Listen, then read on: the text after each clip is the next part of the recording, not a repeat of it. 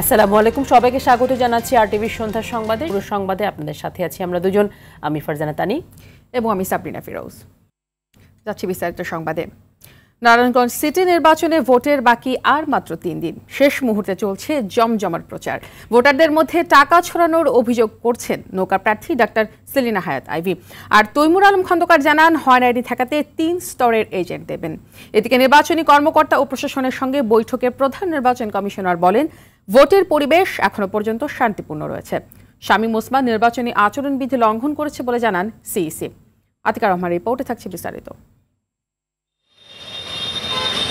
শেষ মুহূর্তে এসে উৎসবমুখর নারায়ণগঞ্জের ভোটের মাঠ। দম ফেলার সময় নেই প্রার্থীদের। সিটি কর্পোরেশনের অলিতে গলিতে গিয়ে ভোটারদের কাছে ভোট চাইছেন। চলছে একে অপরের বিরুদ্ধে নানা অভিযোগ। আওয়ামী লীগ মনোনীত প্রার্থী সেলিনা হায়াত আইভি দিনভর 15, 16, 17 নম্বর ওয়ার্ডে প্রচার চালান। এ সময় তিনি বলেন, নির্বাচনী পরিবেশকে নষ্ট করতে চাইছে একটি মহল। এ বিষয়ে প্রশাসনে হস্তক্ষেপ চান তিনি। অভিযোগ আমিও পেয়েছি যে টাকার ছড়াছড়ি হচ্ছে বিভিন্ন জায়গায়, এটাও বন্ধ করতে হবে প্রশাসনের।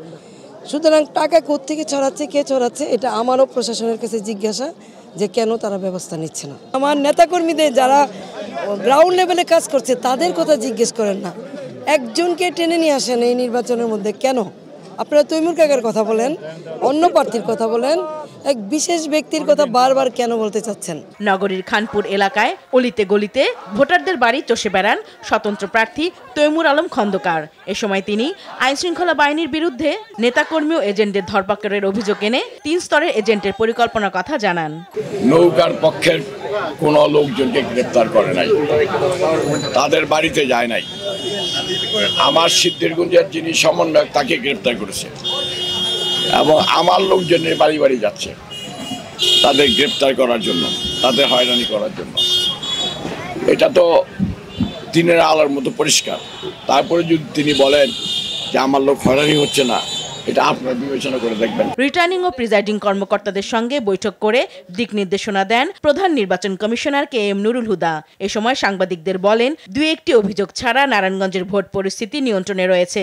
বিকেলে জেলা প্রশাসন ও আইন শৃঙ্খলা বাহিনীর সদস্যদের সঙ্গে মতবিনিময় করেন সিইসি। তারা কেবলমাত্র প্রতিদ্বন্দ্বিতাই করেন, তারা কোনো সহিংস অবস্থানে নেই। একটার উপরে আরেকটা পোস্টার লাগানো, সে একটা পোস্টার উপর কেউ হাত দেয় না, মনে হয় না। এবং তাদের মধ্যে নির্বাচন সম্পৃক্ত বক্তব্য ছাড়া ব্যক্তিগত কোনো আক্রোশ অথবা বিদেশ বক্তব্য আমরা টেলিভিশনে বিভিন্ন মাধ্যমে আমরা পাইনি। আচরণবিধি লঙ্ঘন পরে কিন্তু একবারে তাকে নোটিশ করে বা শাস্তির আওতায় নিতে হবে এমন আচরণবিধি লঙ্ঘন করেন নেই। নিরপেক্ষতা বড় অস্ত্র। দল মতের ঊর্ধ্বে উঠে আইনের উপর গুরুত্ব দিয়ে নির্বাচনী দায়িত্ব পালনের তাগিদ দেন প্রধান নির্বাচন কমিশনার। আতিকা রহমান, আরটিভি, নারায়ণগঞ্জ। দর্শক, নারায়ণগঞ্জের চাষারা মোড় থেকে আমাদের সাথে যুক্ত হচ্ছেন সহকর্মী খান আলামিন। নারায়ণগঞ্জ সিটি কর্পোরেশন নির্বাচনকে সামনে রেখে আইনশৃঙ্খলা বাহিনীর সঙ্গে বৈঠকে সিইসি কি ধরনের নির্দেশনা দিয়েছেন জানাবেন।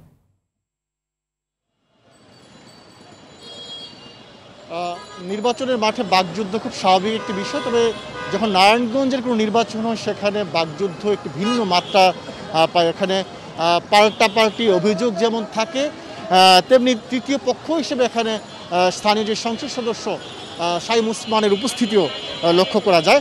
তো এসব পরিস্থিতির কারণে যেন নির্বাচনী পরিবেশ ভণ্ডুল না হয় সেজন্য নির্বাচন কমিশন সবসময় ব্যবস্থা গ্রহণ করে থাকে। আজকে বিকেলে যে জেলা প্রশাসকের সম্মেলন কক্ষে যে বৈঠকটি হয়েছে আইন শৃঙ্খলা রক্ষাকারী বাহিনীর সাথে প্রধান নির্বাচন কমিশন, সেখানে উপস্থিত ছিলেন প্রশাসনের অন্যান্য কর্মকর্তারা এবং ভোট কেন্দ্রের বাইরে যারা কাজ করবে, নির্বাচনী কাজে থাকবেন, তাদের সাথে তিনি বৈঠক করেছেন।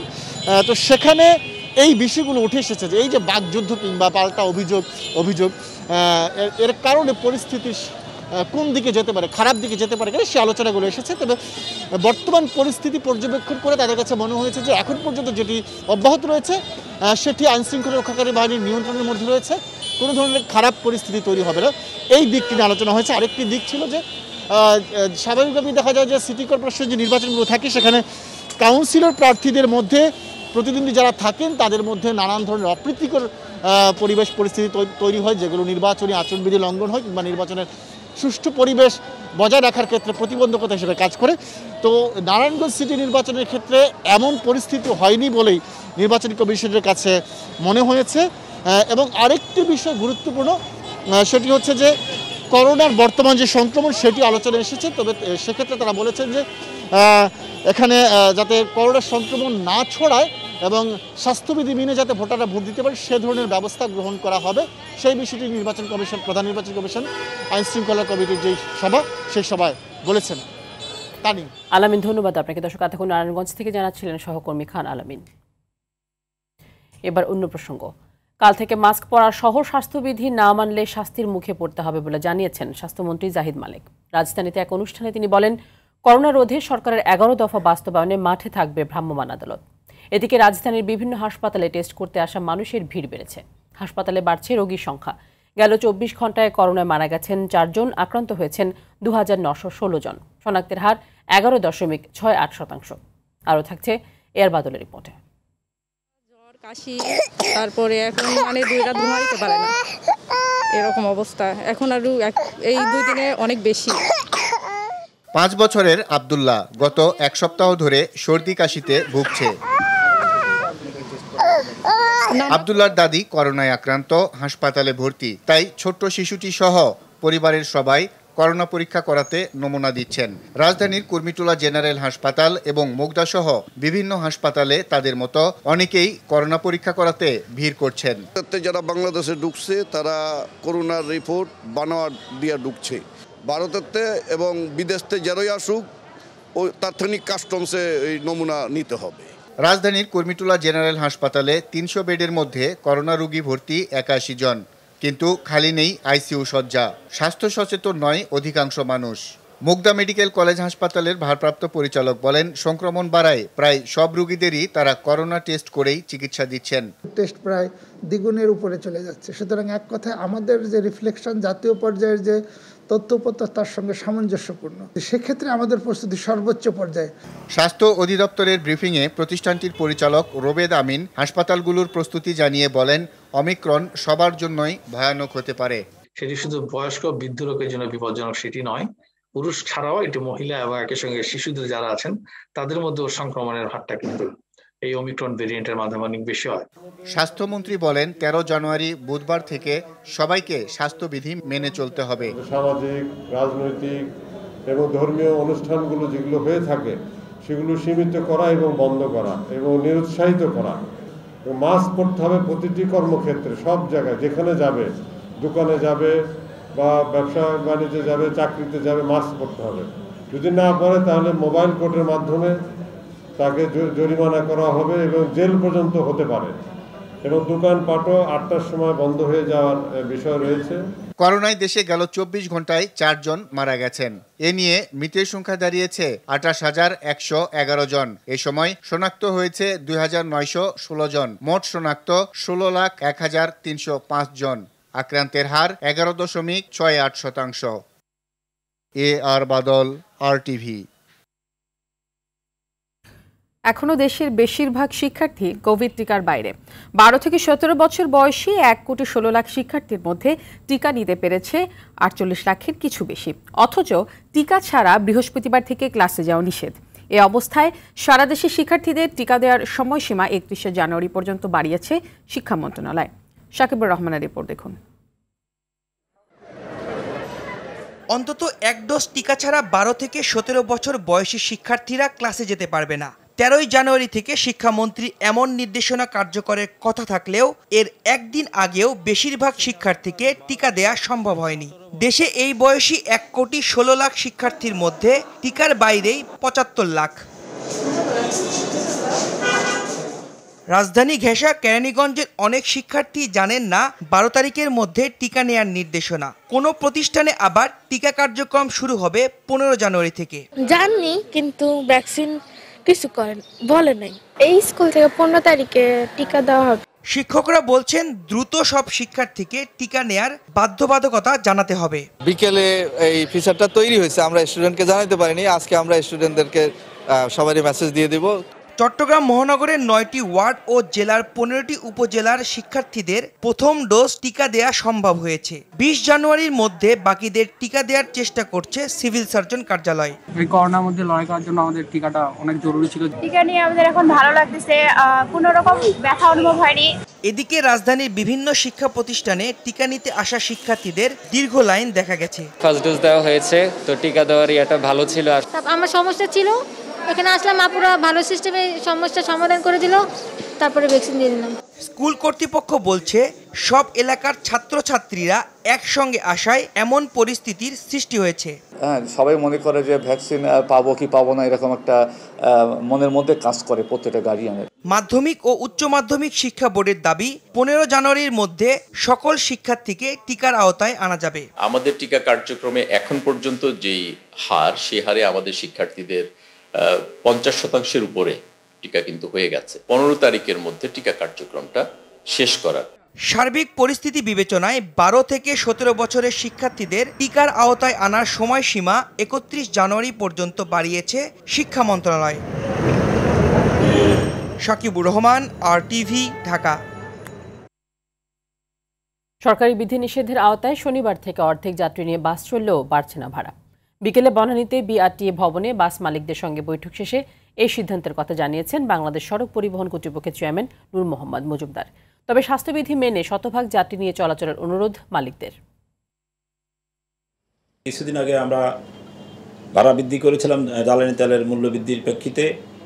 তো এই ক্ষেত্রে এই সময়ে ভাড়া বৃদ্ধিটা আমরা যৌক্তিক মনে করছি না, এবং ক্যাবিনেটের নির্দেশনার প্রেক্ষিতে যেহেতু ভাড়া বৃদ্ধি করা যাবে না, আমাদের বিদ্যমান ভাড়ায় গণপরিবহন চলবে।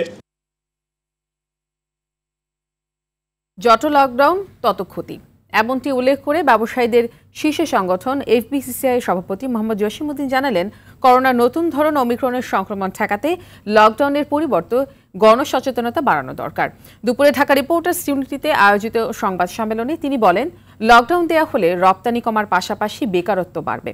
অনুষ্ঠানে ব্যবসায়ীদের মতামত নিয়ে নতুন কর আইন প্রণয়ন করতে NBRকে আহ্বান জানান FBCCI সভাপতি। বিস্তারিত থাকছে সেলিম মালিকের রিপোর্টে। দেশের বেসরকারি খাতের এগিয়ে যাওয়ার পাশাপাশি ব্যবসা বাণিজ্য এবং অর্থনীতির হালচাল নিয়ে FBCCI সভাপতির মতামত জানতে এই মিট দ্য প্রেসের আয়োজন করে ঢাকার পেশাদার সাংবাদিকদের সংগঠন DRU। এতে FBCCI সভাপতি জানান, দেশে বিনিয়োগের পরিবেশ আগের যে কোনো সময়ের চেয়ে ভালো। 100টি ইকোনমিক, যেমন 28টি IT পার্ক সহ ট্যুরিজম পার্ক, অনেকগুলি প্রজেক্ট কিন্তু হাতে নিয়েছেন ইন্ডাস্ট্রিয়ালাইজেশনের জন্য। ডেল্টা প্ল্যান হাতে নিয়েছে, সেটিও বাস্তবায়ন করা খুবই প্রয়োজন বলে আমরা মনে করি। নতুন কর আইনকে ব্যবসা বান্ধব করতে ব্যবসায়ীদের মতামত নিয়ে আইন প্রণয়নের দাবি জানান তিনি। সেক্টরের মতামতের বাইরে এই আইনটাকে ফাইনাল করা ঠিক হবে না, কারণ অ্যাকচুয়ালি একটা নতুন আইন যখনই করতে হয় তখন উচিত হচ্ছে এটা ইমপ্যাক্ট অ্যাসেসমেন্টটা করানো। আমরা NBR যখনই এই ধরনের কিছু করে তারা কিন্তু এই কাজটা করে। নট অনলি NBR, কখনো এই আইন করার আগে এই ইমপ্যাক্ট অ্যাসেসমেন্টটা আমাদের দেশে হয় না। করোনার নতুন ভেরিয়েন্ট ওমিক্রন ঠেকাতে লকডাউন সমাধান নয় উল্লেখ করে জসিমউদ্দিন জানান, সরকারকে গণসচেতনতায় গুরুত্ব দিতে হবে। প্রচুর অর্ডার আসছে, এখন প্রচুর অর্ডার কাজ হচ্ছে। এখন যদি আবার লকডাউনের মতো কিছু হয় তাহলে কিন্তু এটা ক্ষতি হবে ইকোনমির। আমি মনে করি লকডাউন কোনো সলিউশন না। লকডাউন না দিয়ে বরঞ্চ আমরা গণসচেতনতা কিভাবে করতে পারি সেই জায়গায় আমরা কাজ করতে পারি।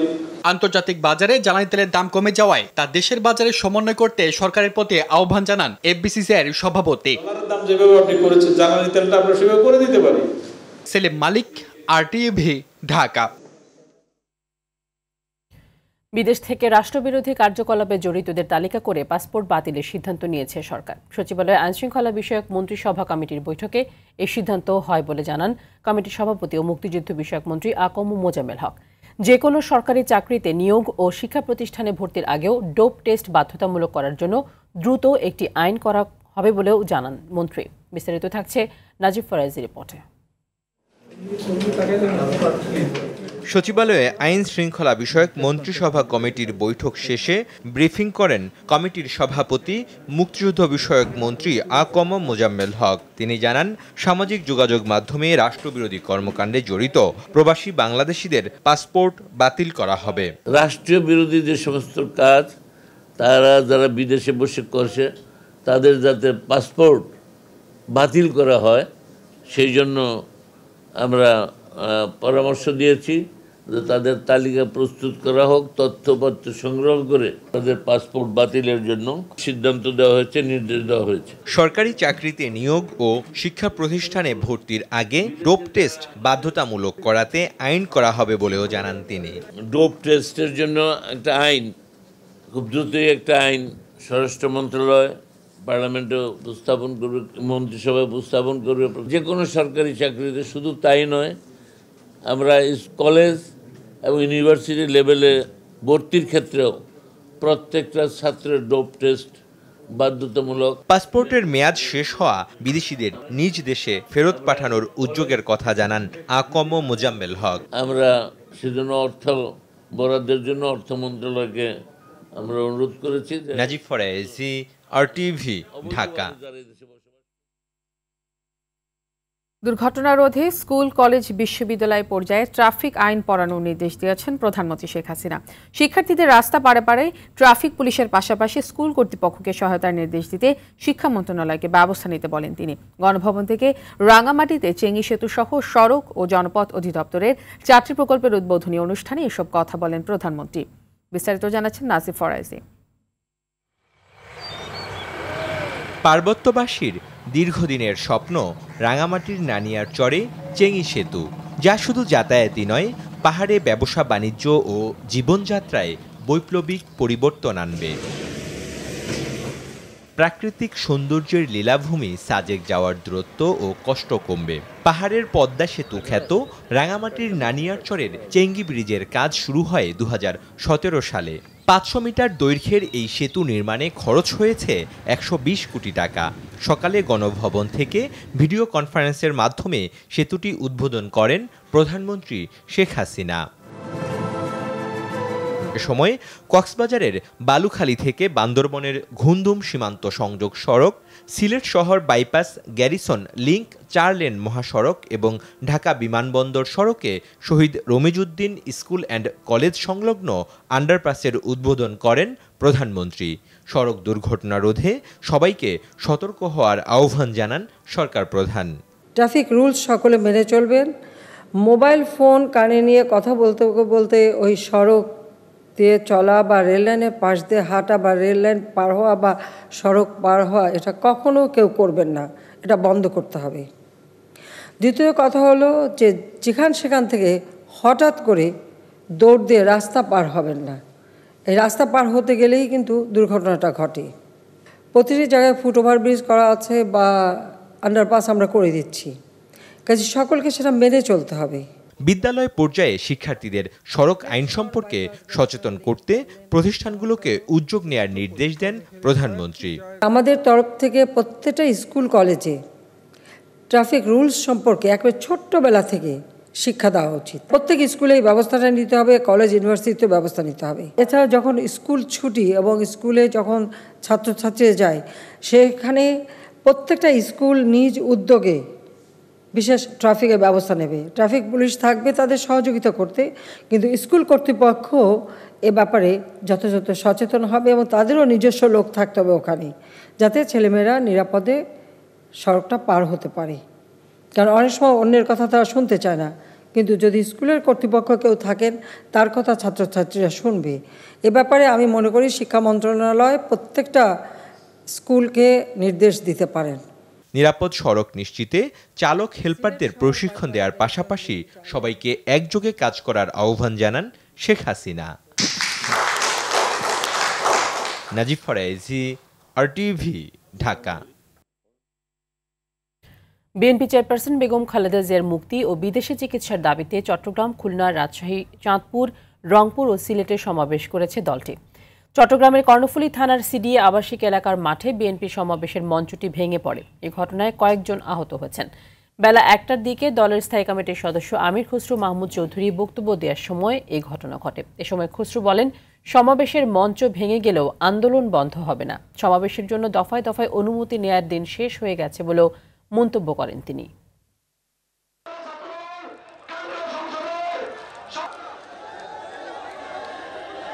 তারা আগামী নির্বাচনের ভোট চুরির ষড়যন্ত্র শুরু করেছে এবং আলোচনার মাধ্যমে সব ভোট চোররা এক জায়গায় জড়িত হয়েছে।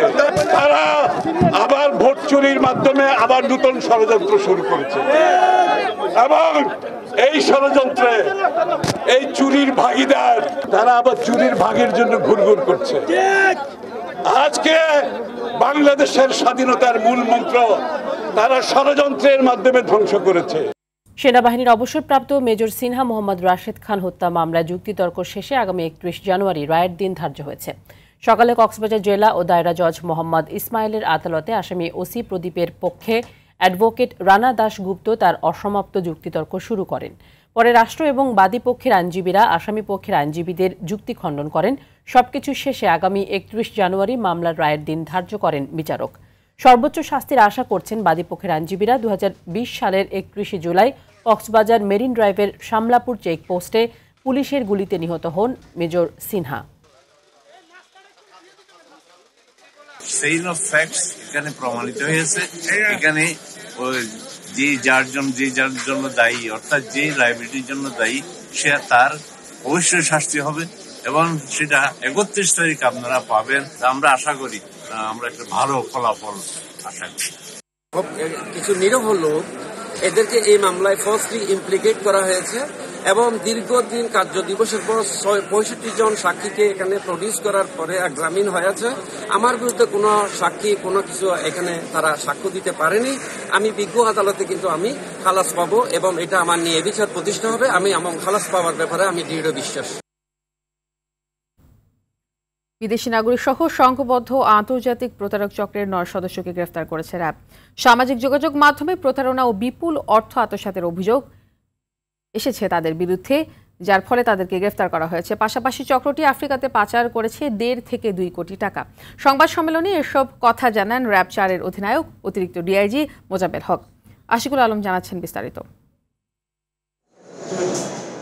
সামাজিক যোগাযোগ মাধ্যম ফেসবুকে বড় ব্যবসায়ী চাকরিজীবীদের টার্গেট করে বন্ধুত্ব, পরে বিভিন্ন কৌশলে প্রতারণার জালে ফাঁসিয়ে অর্থ আদায় করত চক্রটি। রাজধানীর কারওয়ান বাজার মিডিয়া সেন্টারে সংবাদ সম্মেলনে র্যাবের মুখপাত্র জানান, মঙ্গলবার রাত থেকে বুধবার সকাল পর্যন্ত পল্লবী, রূপনগর ও দক্ষিণখান এলাকায় অভিযান চালিয়ে তাদের গ্রেফতার করা হয়।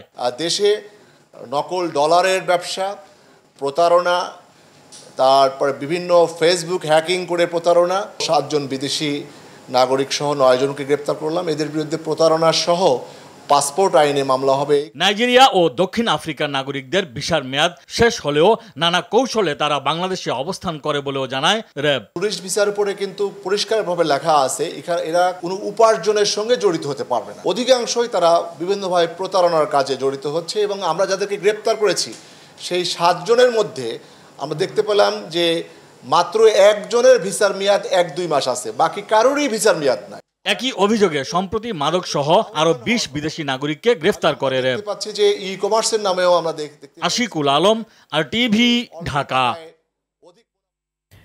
করোনা প্রতিরোধে সক্ষম কাসিরিভিমাব ও ইনডেভিমাব ওষুধ বাজারজাত করতে যাচ্ছে রেডিয়েন্ট ফার্মাসিউটিক্যালস বাংলাদেশ, যাকে অনুমোদন দিয়েছে বাংলাদেশ ওষুধ প্রশাসন অধিদপ্তর।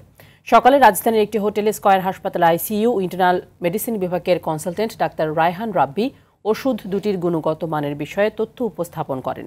এ সময় দেশের বিশেষজ্ঞ চিকিৎসক সহ রেডিয়েন্ট বাংলাদেশ কোম্পানির অন্যান্য কর্মকর্তারা উপস্থিত ছিলেন। ইলেকট্রনিক্স ও হোম অ্যাপ্লায়েন্স পণ্যের বাজারজাতকারী প্রতিষ্ঠান ইলেকট্রোমার্ট কনকা ব্র্যান্ড গ্রি ও হাইকো পণ্যের পসরা নিয়ে ফেনীতে সেলস ও ডিসপ্লে সেন্টার উদ্বোধন করেছে। সকালে ইলেকট্রোমার্টের চেয়ারম্যান মোহাম্মদ নুরুন নেওয়াজ সেলিম, মহাব্যবস্থাপক মাহমুদুল নবী চৌধুরী, রিটেল ডিভিশন ব্যবস্থাপক মোহাম্মদ জুলুহাক হোসাইনের উপস্থিতিতে সেন্টারটির উদ্বোধন করা হয়। এ উপলক্ষে ফেনীবাসীর জন্য প্রতিটি পণ্যে মাসব্যাপী 15% পর্যন্ত বিশেষ ছাড় থাকবে।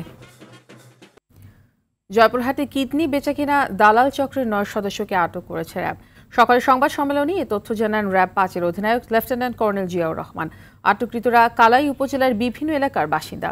এ সময় জানানো হয়, চক্রের সদস্যরা দীর্ঘদিন ধরে জয়পুরহাট সহ আশপাশের বিভিন্ন এলাকার নিরীহ, ঋণগ্রস্ত ও দরিদ্র মানুষকে ফুসলিয়ে তাদের কিডনি বিক্রি করে আসছিল। মঙ্গলবার রাতভর অভিযান চালিয়ে কালাই উপজেলার বিভিন্ন এলাকা থেকে তাদের আটক করা হয়। সংবাদ শেষ করব নৌবাহিনীর বার্ষিক মহড়ার খবর দিয়ে। গভীর বঙ্গোপসাগরে সফল মিসাইল উৎক্ষেপণের মাধ্যমে শেষ হল বাংলাদেশ নৌবাহিনীর বার্ষিক সামরিক মহড়া এক্সারসাইজ সেফগার্ড 2021। এই মহড়ার মাধ্যমে দেশের জলসীমা রক্ষায় নিজেদের সক্ষমতা প্রমাণে আরও এক ধাপ এগিয়ে গেল নৌবাহিনী। নাজমুল হোসেন সাইমনের ক্যামেরায় মারুফ রেজা রিপোর্ট। দেশের জলসীমানায় ঢুকে পড়েছে শত্রুপক্ষ, অতর্কিত হামলা চালায় লাল সবুজের জলসীমানায়। তবে অতন্ত্র প্রহরী হিসেবে সদা সতর্ক অবস্থানে নৌবাহিনীর বীর সেনারাও একের পর এক দাঁত ভাঙা জবাব দিতে থাকে প্রতিটি আক্রমণের। অবশেষে সফল মিসাইল আক্রমণের মাধ্যমে পরাস্ত হয় শত্রুপক্ষ। বাংলাদেশ নৌবাহিনী টানা 15 দিনের মহড়া শেষ হয় কাল্পনিক এই যুদ্ধজয়ের মধ্য দিয়ে। বঙ্গোপসাগরের মাঝে এমন মহড়া দেখে অভিভূত পরিকল্পনা মন্ত্রী M A Mannan O নৌপ্রধান admiral M Shahin Iqbal. মহড়া শেষে বাংলাদেশ নৌবাহিনীকে বঙ্গবন্ধুর স্বপ্ন অনুযায়ী সর্বাধুনিক বাহিনী হিসেবে গড়ে তোলার প্রতিশ্রুতি জানান পরিকল্পনা মন্ত্রী। এই এক্সারসাইজ এর মাধ্যমে, মহড়ার মাধ্যমে আমাদের নৌবাহিনীর সক্ষমতা বৃদ্ধির আরেকটি মাত্রা আমরা অর্জন করব বলে আশা করি। আমাদের কোস্টগার্ড, আমাদের নেভি এবং অন্যান্য যারা এক্ষেত্রে কাজ করেন তাদেরকে সক্ষমতা বৃদ্ধির লক্ষ্য তাদের প্রশিক্ষণ এবং যুগোপযোগী উপকরণ সরবরাহ করতে হবে। নৌপ্রধান বলেন, যে কোনো দুর্যোগে দেশের সার্বভৌমত্ব রক্ষায় প্রস্তুত নৌসেনারা। যে কোনো প্রতিকূল পরিস্থিতিতে কিন্তু নৌবাহিনীর জাহাজ আপনি দেখতে পারবেন। আপনার সাংবাদিক যারা আছেন, আপনারা তো বিভিন্ন সময়ে বিভিন্ন সময় সমুদ্রে গিয়েছেন, দেখেছেন। আমরা কিন্তু প্রতিনিয়তই সমুদ্রের টহল করি এই বিশাল এলাকায়। এটাকে নিরাপদ রাখার জন্য আমরা শান্তিকালীন সময়ে কাজগুলো করি। টানা 15 দিনের মহড়ায় অংশ নেয় নৌবাহিনীর ফ্রিগেট, করভেট, মিসাইল বোট সহ উল্লেখ সংখ্যক যুদ্ধজাহাজ। সফল মিসাইল উৎক্ষেপণ এবং প্রতীকী লক্ষ্যবস্তুতে একক এবং সম্মিলিত হামলার মাধ্যমে আবারও সক্ষমতা প্রমাণ দিল বাংলাদেশ নৌবাহিনী। বলা হচ্ছে, এই মহড়ার মাধ্যমে কেবল নৌসেনাদের মনোবলই বাড়াবে না, বরং বিশ্ব দরবারে বাংলাদেশ আবারও জানান দিল নিজেদের সার্বভৌমত্ব আর জলসীমানা রক্ষার। মারুফ রেজা, RTV, বঙ্গোপসাগর, বাংলাদেশ। সন্ধ্যার সংবাদ এ পর্যন্তই। সবশেষ সংবাদ জানতে যে কোনো মোবাইল ফোন থেকে 2414 নম্বরে ডায়াল করুন। রাতের সংবাদ 11:15টায় দেখার আমন্ত্রণ রইল। ধন্যবাদ সবাইকে।